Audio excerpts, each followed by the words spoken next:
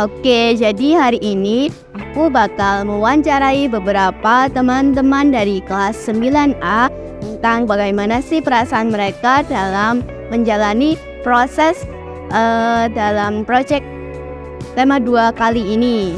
Nah, pada hari ini kami lagi bersama dengan Mas Panji nih. Oke.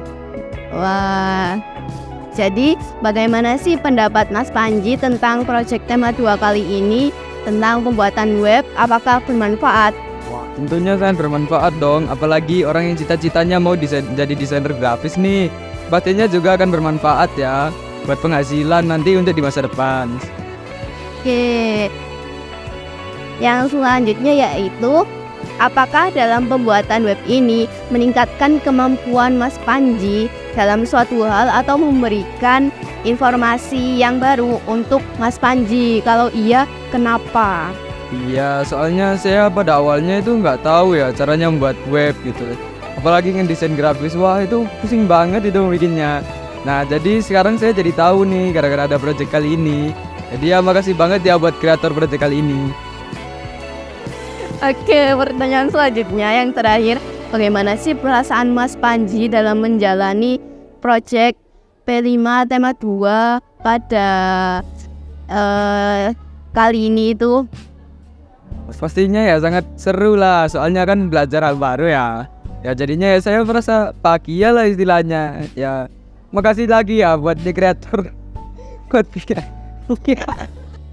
Oke, jadi pada hari ini kita bakal mewawancarai salah satu guru PPL nih. Nah, boleh dikenalkan dulu siapa? Halo, nama saya Alna Krisdiasari. Saya dari perwakilan PPL di mahasiswa PPG calon guru angkatan kedua dari Universitas Insan Budi Utama Malang. Oke, jadi ini ada guru PPL dari Universitas Insan Budi Utama Malang dan kita ingin mewawancarai bagaimana sih perasaan Bu Guru saat mengikuti kegiatan P5 ini. Nah, jadi pertanyaan pertamanya yaitu kira-kira apakah akan ada potensi yang muncul dari siswa dengan adanya P5 ini? Tentu ada ya potensi yang muncul dari kegiatan P5 ini. Dari pekan pertama kan ada materi untuk membuat web ya, jadi potensinya banyak sekali. Selain untuk menunjang karir di masa depan, siswa-siswa ini kan jadi tahu ya bagaimana untuk membuat web yang baik dan benar, terus dan bagaimana memanfaatkan web tersebut untuk meningkatkan kemampuan diri, potensi serta bakat mereka masing-masing gitu. Oke, terima kasih. Dan pertanyaan kedua nih, mungkin Bu Guru belum terlalu tahu jawabannya, tapi coba dulu aja. Mengapa pada tema P5 ini kok ngusung tema rekayasa teknologi? Kira-kira kenapa ya, Bu? Mungkin untuk kebaikan di masa depan juga ya. Selain materi kan ada praktik juga. Nah, praktik ini kan digunakan untuk bisa menambah kemampuan, terus keterampilan siswa, terus jadi ya P5 mengusung tema teknologi ini untuk apa ya? Jadi untuk kebaikan di masa depan sih kalau ini agar kita punya pengalaman gitu ya. Oke, yang terakhir, menurut Ibu nih, apakah membuat web ini bisa digunakan di suatu pekerjaan di masa depan atau berguna bagi diri kita nantinya? Tentu web ini ya bisa berguna dimanapun kita berada, waktu kita kerja atau waktu kita sekolah, waktu kita belajar untuk membuat desain web. Misalnya ya, kalau ingin nih menginformasikan tentang apa sih itu teks laporan hasil observasi, kita riset dulu, kita bikin webnya, nah terus kita sampaikan informasi tersebut di dalam web seperti itu. Jadi berguna sekali ya web ini untuk di setiap saat menurut saya. Oke, terima kasih banyak ya atas waktunya. Nah, jadi begitu guys, wawancara dari salah satu guru PPL. Oke, jadi hari ini aku bakal mewawancarai ini ke beberapa siswa untuk kita mengetahui gimana sih perasaan mereka selama project P5 tema 2 ini.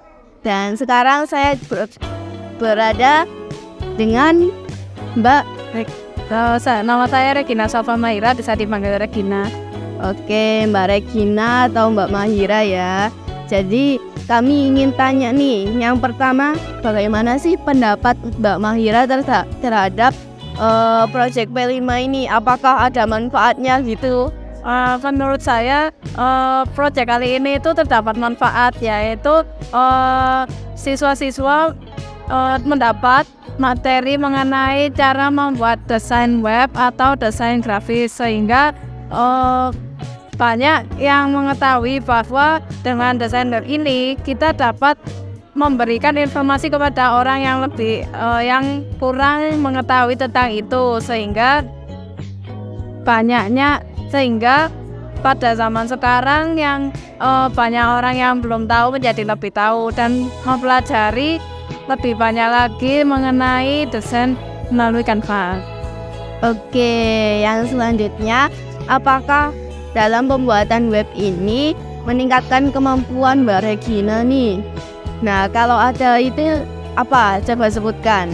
Nah, sebenarnya saya udah mengerti cara menggunakan Canva karena udah sering kan pakai Canva. Cuman dari materi yang tadi didapatkan, aku jadi tahu kalau cara nambahin YouTube itu gimana, habis itu cara membuat web itu seperti apa, habis itu sama cara menavigasi atau mengaitkan link dari teks menjadi link ke lain.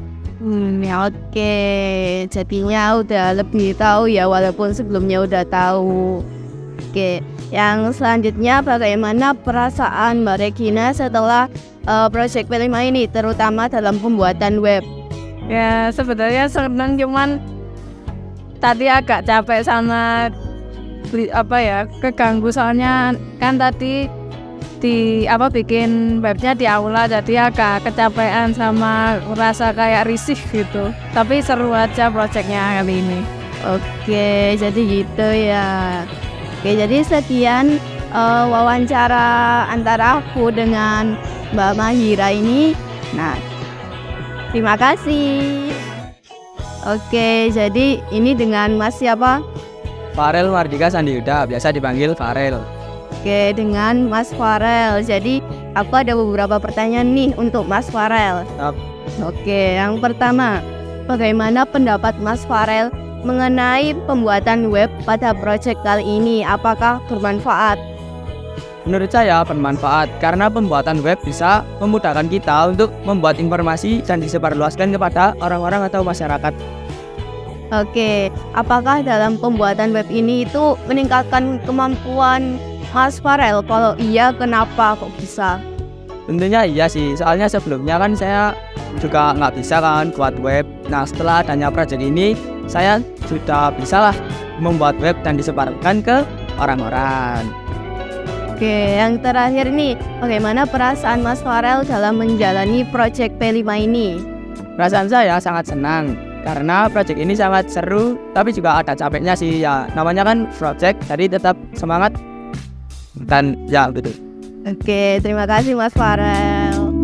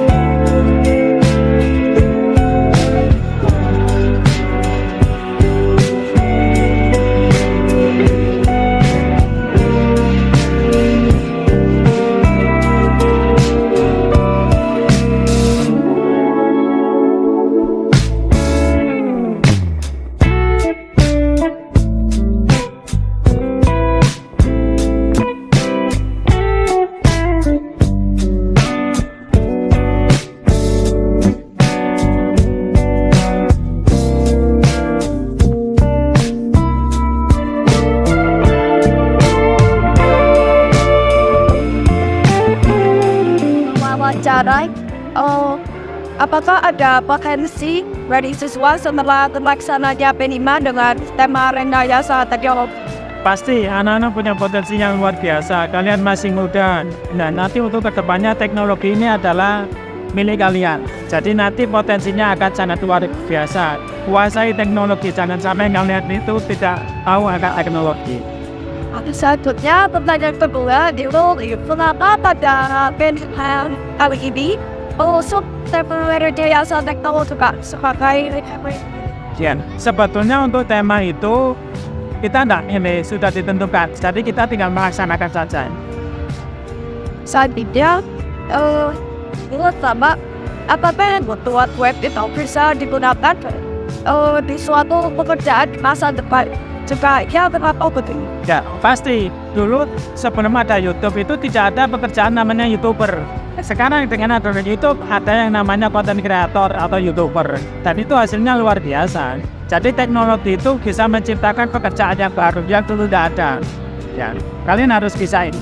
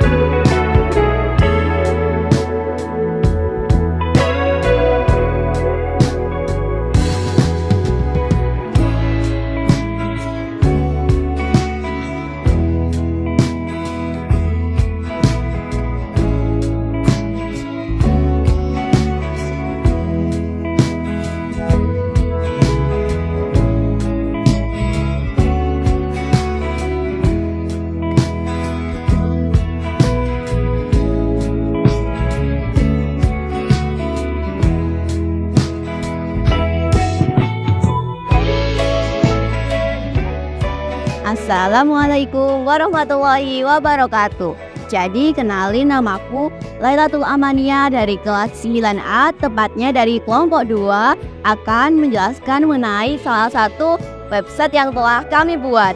Jadi website yang telah kami buat itu berdasarkan tentang gerakan peduli lingkungan dengan mengangkat tema dengan membuat judul yaitu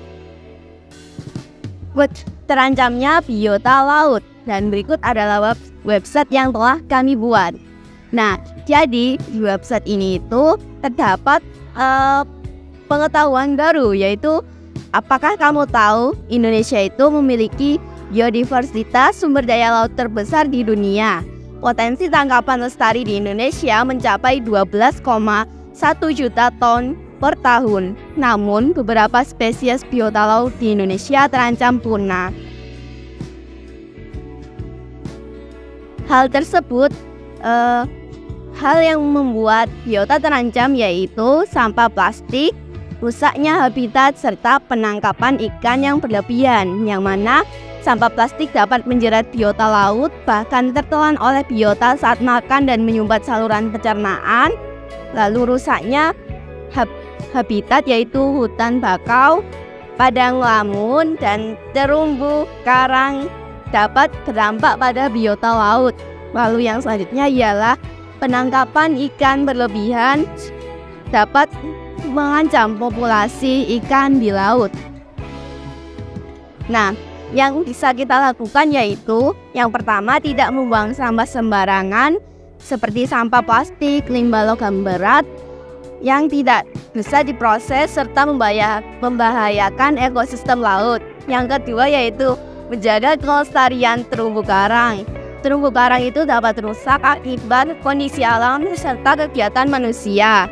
Kita bisa melakukan rehabilitasi terumbu karang. Lalu yang selanjutnya ialah menangkap ikan secara bertanggung jawab. Gunakan perangkap yang ramah lingkungan seperti jaring, jala lempar, dan pukat pantai. Selanjutnya, kita melakukan langkah kecil melalui peduli biota laut. Karena keragaman biota laut di Indonesia hendaknya dijaga dengan mengetahui faktor yang menjadikannya terancam dan upaya kita untuk mengatasi faktor atau penyebab rusaknya biota laut tersebut. Dan di sini juga terdapat video mengenai biota laut dan bisa diakses oleh siapapun. Jadi sekian penjelasan website mengenai gerakan peduli lingkungan yang berjudul Terancamnya Biota Laut. Jadi bisa diakses ya teman-teman. Terima kasih. Assalamualaikum warahmatullahi wabarakatuh. Saya Miki Anjalo Kurniawan Al-Quraisy dari kelompok 2 akan menjelaskan tentang web kami. Web kami mengusung tema tentang gaya hidup sehat dengan judul Gaya Hidup Sehat Itu Mudah. Saya akan menyampaikan isinya. Fakta menarik gaya hidup sehat. Fakta menarik 1. Gaya hidup sehat dapat meningkatkan kualitas hidup dan kebahagiaan. Gaya hidup ini juga bisa mempengaruhi kesehatan mental seseorang. Fakta menarik kedua.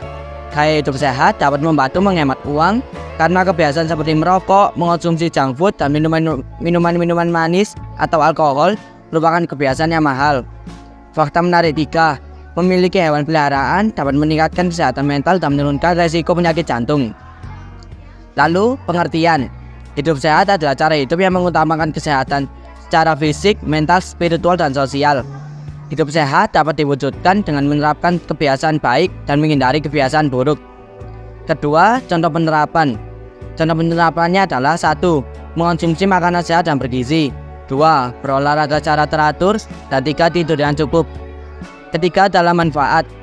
Manfaatnya adalah meningkatkan kualitas hidup, menghindari masalah kesehatan mental seperti mudah stres dan depresi.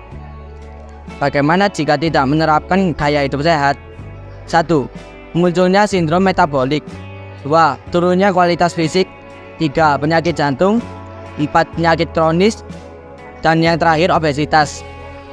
Lalu, gaya hidup sehat menjelaskan bahwa hidup sehat dapat meningkatkan kualitas hidup, menjaga kesehatan mental, dan membantu menjalankan aktivitas sehari-hari. Kesehatan yang baik merupakan aspek penting dalam kehidupan kita yang berkontribusi dalam kebahagiaan dan kualitas hidup secara keseluruhan. Sekian dari web kami. Wassalamualaikum warahmatullahi wabarakatuh.